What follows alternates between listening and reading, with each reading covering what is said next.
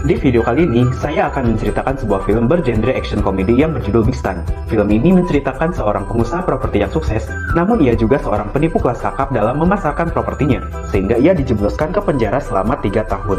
Dikarenakan tubuhnya yang kecil, sebelum masuk penjara, ia berlatih mati-matian agar tidak menjadi korban bulian para napi lainnya, yang konon katanya suka memperkosa tahanan lainnya yang lemah.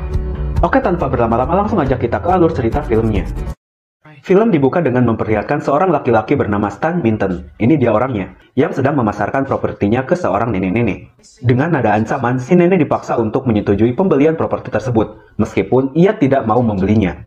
Namun ketika si nenek hendak menandatangani surat tersebut, tiba-tiba datang polisi yang menangkap Stan atas kasus penipuan tingkat 1.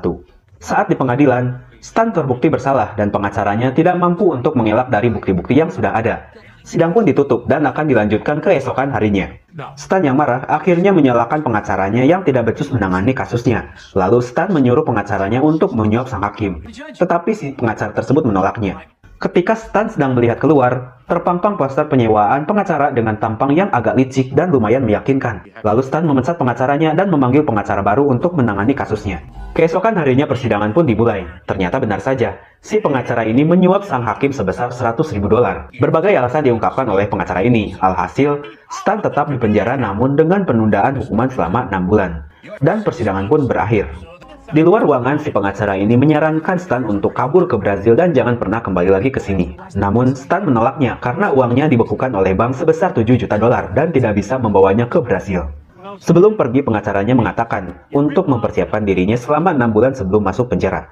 Malam harinya, Mindy, istrinya Stan, meminta kepadanya agar diizinkan memiliki anak, karena ia akan sangat kesepian selama Stan di penjara. Namun Stan tidak menyetujuinya, karena ia tidak ingin mempunyai anak dalam waktu dekat ini. Mereka pun akhirnya berdebat. Lalu Mindy marah-marah dan meninggalkannya. Dikarenakan pikirannya lagi nggak karuan, Stan akhirnya pergi ke sebuah bar untuk menghilangkan stresnya. Di sana, Stan bertemu dengan laki-laki kekar penuh dengan tato yang pernah masuk penjara. Stan mengajaknya berbicara dan membayarnya $100 hanya untuk menceritakan semua pengalamannya selama di penjara. Laki-laki kekar ini mengatakan bahwa di penjara banyak sekali gay yang suka memperkosa, menindas terutama orang-orang lemah seperti kau sambil menunjuk dirinya. Mendengar hal itu, Stan semakin stres dan ketakutan. Ia pun pulang ke rumahnya dengan kondisi mabuk berat. Esok harinya, Stan dibangunkan oleh Mindy. Stan yang terlihat ketakutan menceritakan bahwa ia bermimpi dimasukkan ke penjara lalu diperkosa oleh para napi lainnya. Namun Mindy mengatakan, itu bukanlah mimpi karena Stan akan masuk penjara 6 bulan lagi. Sejak saat itu, Stan berlatih supaya menjadi orang yang kuat. Ia membeli suplemen untuk membentuk otot-otot badannya agar tidak ditindas selama di penjara nanti. Sampai-sampai ia mentato di lubang belakangnya dengan gambar yang sangat mengerikan. 1 minggu berlalu semenjak Stan bergabung dan berlatih karate, namun belum ada perkembangan. Ia pun protes kepada pelatihnya yang bernama Master Chow supaya bisa melatihnya dengan cepat. Kemudian Master Chow menyuruh muridnya yang berbadan lebih kecil dari Stan untuk menghadapinya. Dengan mudah Stan dapat dikalahkannya. Tak terima dikalahkan oleh orang kecil ini, Stan lalu menghajarnya secara brutal. Dan Master Chow pun mengusir Stan dari dojo sambil menghajarnya. Di luar dojo, Stan bertemu dengan seorang kakek-kakek yang meledek cara berlatih di dojo tersebut. Lalu dengan entengnya, ia memukul sebuah dinding sampai retak. Stan yang melihat hal itu, tak ragu untuk meminta melatih dirinya agar jago dalam berkelahi. Ia dipanggil The Master, lalu ia mengajak ke rumahnya dan berjanji akan membayarnya ketika uangnya sudah tidak dibekukan oleh bank. Mindy sangat tidak menyukai ada orang yang merokok di rumahnya, namun The Master mengacukannya. Esok harinya, Stan dibangunkan oleh The Master dan membawa daging mentah untuk sarapannya. Selama latihan, Stan akan memakan makanan yang disiapkan oleh The Master. Dari minuman-minuman menjijikan, makan kalajengking, sampai memakan ular. Latihan yang dilakukan Stan sangat tidak biasa, ya seperti ini contohnya.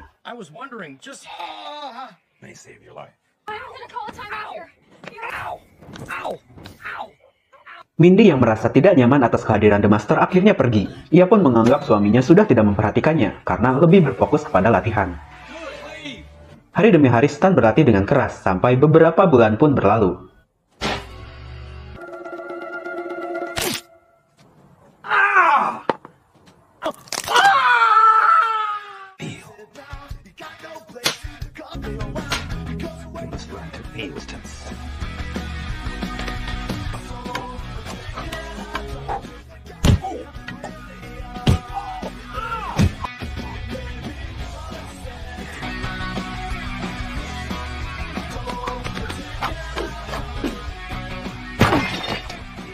Latihan pun akhirnya berakhir. Stan kini menjadi orang yang sangat hebat. Bahkan, ia mampu melumbangi papan hanya dengan menggunakan jarinya saja.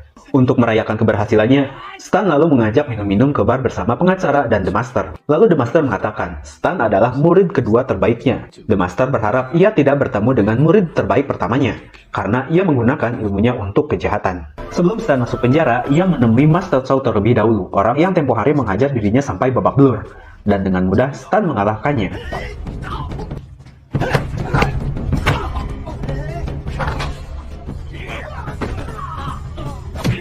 6 bulan pun berlalu, Stan akhirnya menyerahkan dirinya ke penjara. Namun pengacaranya mengatakan bahwa Stan akan dipindahkan ke penjara lainnya, yaitu bernama penjara Oxbow, bukan penjara Fairlane. Lalu Master mengatakan bahwa itu semua tak ada bedanya. Stan pun melangkah dengan percaya diri berkat bekal ilmu bela dirinya. Dari kejauhan, Mindy pun menyaksikan suaminya yang masuk penjara. Scene berpindah ke sebuah bis yang mengantar para tahanan baru ke penjara Oxbow. Stan yang duduk di samping pria besar, ia langsung mendapat pelecehan dan ancaman. Namun si pria besar ini kaget dengan kemampuan Stan. Di sampingnya Stan, ada dua pria yang sama-sama baru masuk penjara. Nampak mereka sangat ketakutan, dan Stan menambah ketakutan mereka dengan mengatakan keadaan sebenarnya di penjara. Setibanya di penjara, para napi baru dibariskan. Lalu kepala penjara menyampaikan semua peraturan yang ada di sana. Anybody caught pissing on that?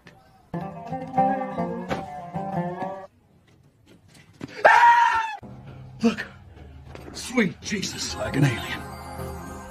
Stan ditempatkan bersama seorang kakek bernama Larry Short. Ini dia orangnya.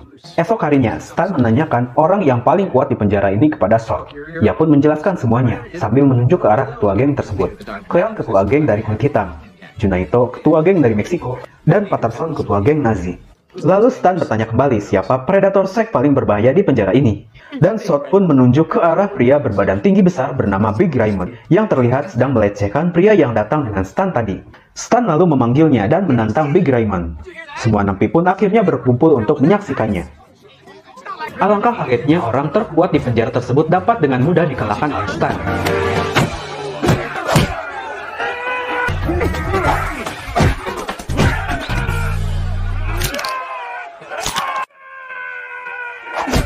Ketua geng Nazi lalu merayu Stan supaya masuk ke kelompoknya. Namun Stan menolak dan memukulnya. Tak terima dirinya dipukul, lalu ketua geng Nazi ini menyuruh geng Cleon untuk menghabisi Stan. Lalu Stan dikeroyok oleh semua pasukan geng Cleon. Namun sayangnya semuanya dapat berhasil dikalahkan oleh Stan.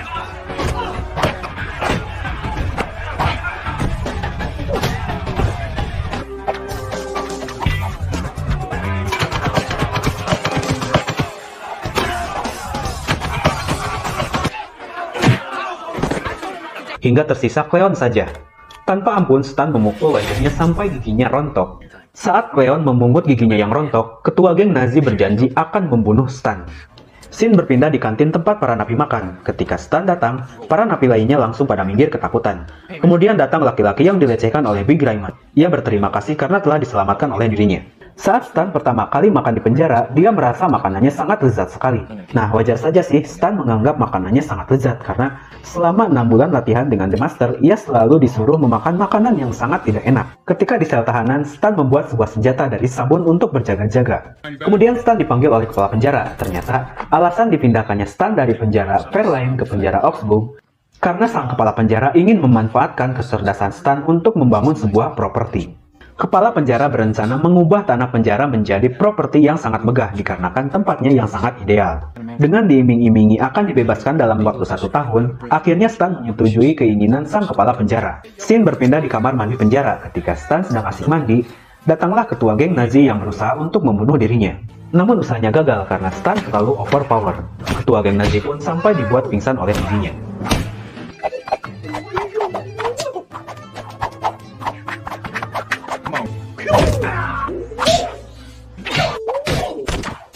Tak lama datanglah geng Cleon yang datang ke kamar mandi dan ramai-ramai menjebol gawang milik ketua geng Nazi tersebut. Ya ampun, astagfirullah. Lalu Short menanyakan apa yang terjadi pada ketua geng Nazi saat di kamar mandi, karena dokter sampai menemukan sebuah silet di lubang pantatnya yang membuat ia harus memakai pampers selama 1 bulan ke depan. Mendengar hal itu, Stan hanya tertawa dan ia menjawab, ia hanya membuat pingsan saja, sisanya itu bukan perbuatan dirinya. Scene berpindah ke kantor kepala penjara. Ketika Stan sedang mengerjakan proyek propertinya, kepala penjara datang bersama seorang laki-laki bernama Tuan Dang. Dia adalah salah satu dewan penjara di sana. Lalu Stan bertanya, apakah seorang mafia bisa menjadi dewan penjara? Ia mengetahui itu dari tato yang ada di lengannya. Namun kepala penjara menanggapinya dengan santai saja dan bilang bahwa Tuan Dang akan menjadi mitra dalam membangun proyek propertinya. Stan kembali berkata dan mengingatkan bahwa kerjasamanya dengan Tuan Dang akan merugikan pihak kepala penjara. Dari sini, Tuan Dang mulai berhati-hati terhadap Stan. Setelah sekian lama tak bertemu dengan istrinya, Stan mulai merasa kesepian dan mencurahkan isi hatinya ke teman satu selnya.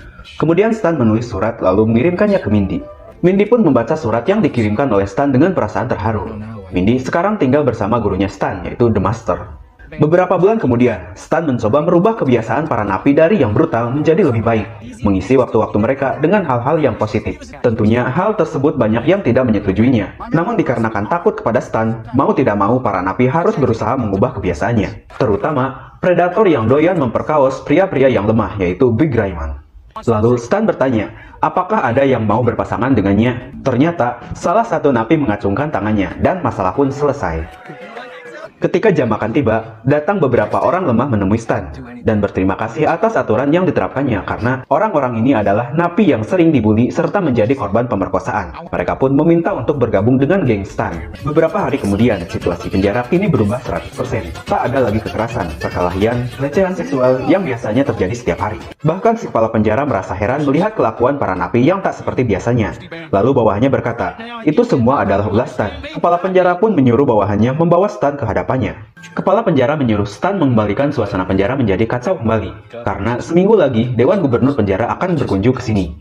Dia ingin ketika Dewan Gubernur datang, suasana penjara sedang dalam kacau-kacaunya, yang akhirnya para napi akan dilenyapkan dari penjara tersebut, sehingga tanah penjara tersebut akan digunakan untuk membangun proyek propertinya sesuai rencananya. Nah, itulah tujuan si brengsek kepala penjara ini. Jika Stan tidak melaksanakan keinginannya, ia tidak akan dibebaskan dalam waktu 1 tahun tahanan, dan diancam akan dipukul oleh Tuan Dang sambil memamerkan keahliannya. Pengacara Stan menyetujui tawaran dari kepala penjara, dan menyarankan untuk mementingkan dirinya sendiri agar cepat keluar dari penjara. Esok harinya, banyak laporan terkait kelakuan para napi yang tidak menuruti aturan. Stan hanya mengacukannya dan menyuruh semua para napi untuk berbuat semaunya. Alhasil, suasana penjara menjadi kacau seperti sebelumnya dan kepala penjara menyukai pemandangan itu. Emang dasar nih goblok kepala penjaranya. Stan yang mengetahui rencana penembakan massal di lapangan melarang Shot untuk tidak pergi ke lapangan karena Stan masih menganggap teman terbaiknya di sel tahanan. Beberapa hari kemudian, Dewan Gubernur sudah tiba di penjara, dan si kepala penjara sudah menyiapkan rencananya dengan menyuruh para penjaga memberikan macam-macam senjata untuk semua napi agar terjadi perkelahian brutal. Namun Short yang menyadari ada yang tidak beres, mengajak para napi lainnya merencanakan sesuatu. Sesuai yang dijanjikan kepala penjara, Stan akan keluar dengan cepat, yaitu pembebasan bersyarat. Lalu dia menghadap beberapa dewan untuk mengurus surat pengeluarannya.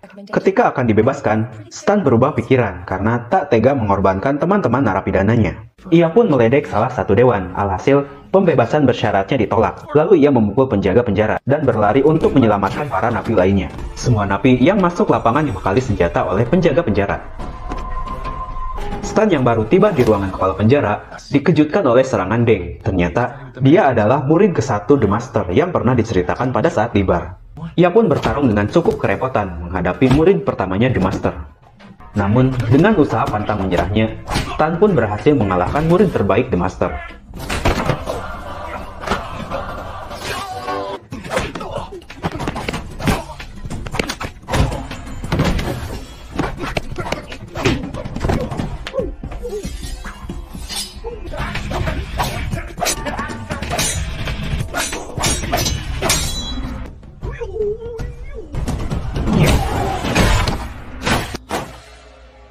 Lalu Stan berlari untuk melerai keributan antara napi, tetapi ia ditangkap oleh petugas penjara. Ketika akan terjadi baku hantam antar para napi, Shot kemudian menyalakan musik, yang akhirnya mereka tidak melakukan perkelahian, melainkan menari dan berdansa. Nah, itulah yang dirancanakan Shot dengan para napi lainnya pada saat itu. Kepala penjara yang kesal melihat yang terjadi tak sesuai dengan keinginannya, lalu menembaki para napi. Para dewan nampak ketakutan melihat kelakuan si kepala penjara. Mengetahui itu adalah ulah Stan, lalu kepala penjara akan menembaknya. Namun Mindy dan Master datang membantu melumpuhkan kepala penjara dan penjaganya. 3 tahun kemudian, Stan akhirnya habis masa tahanannya dan diperbolehkan pulang. Kini suasana penjara sudah sangat baik. Pengacara Stan yang curang akhirnya masuk penjara, dan kepala penjara kini menjadi pasangan Big Raymond, si monster cabul di penjara tersebut. Setelah mengucapkan salam perpisahan, Stan keluar dengan dijemput oleh Mindy, The Master, dan anaknya. Entahlah, ini anak Stan atau anak The Master. Ya, filmnya segitu, dan film pun selesai.